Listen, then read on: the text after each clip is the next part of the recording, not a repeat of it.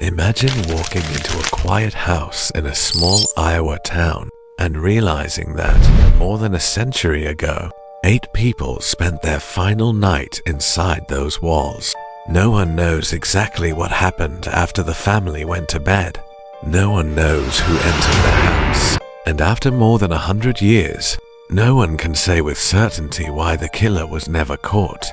This is the story of the Villisca Axe Murder House. And by the end, there's one strange detail from the crime scene that makes the entire case even more disturbing. It was Sunday night, June 9th, 1912. Villisca, Iowa was a small Midwestern town of roughly 2,500 people. The streets were quiet, families knew each other, and the Moore family had just returned home from a children's program at the local Presbyterian church. Josiah and Sarah Moore were there with their 4 children, Herman, Catherine, Arthur, and Paul.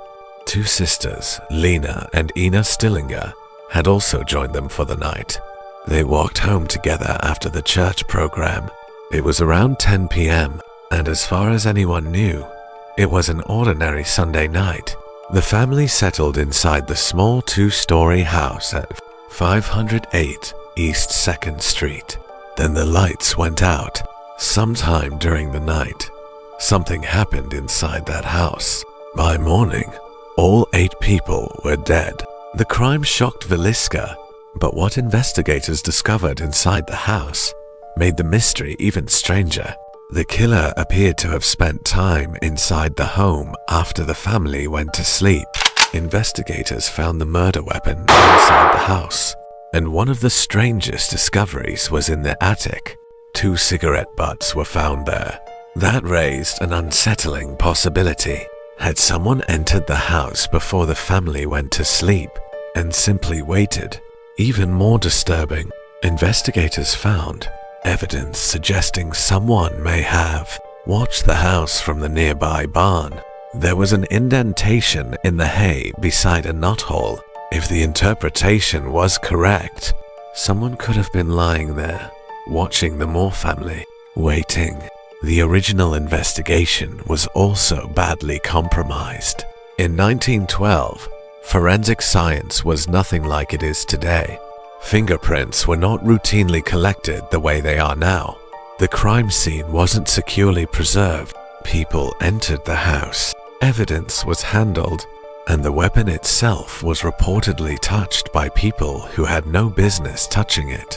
Imagine trying to solve an 8-person murder more than a century ago, without modern DNA testing, without today's surveillance technology, and with the crime scene already disturbed.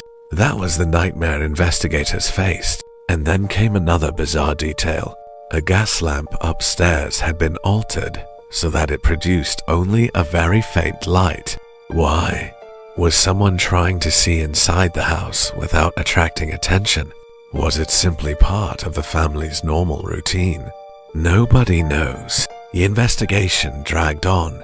Suspects appeared. Theories spread. The case became national news, but no definitive answer emerged.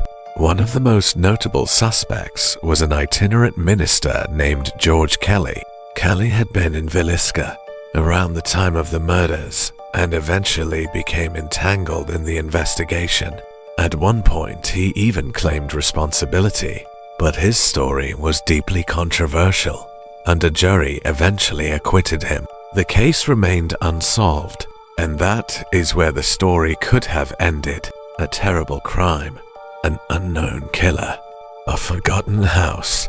But the Villisca house didn't stay forgotten. Decades later, the property was restored to resemble the house as it appeared around the time of the murders.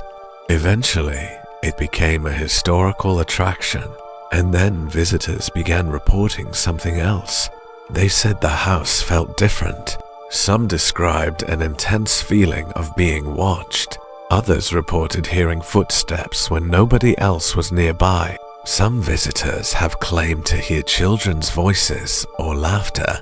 Others have reported strange sounds coming from rooms that appeared to be empty.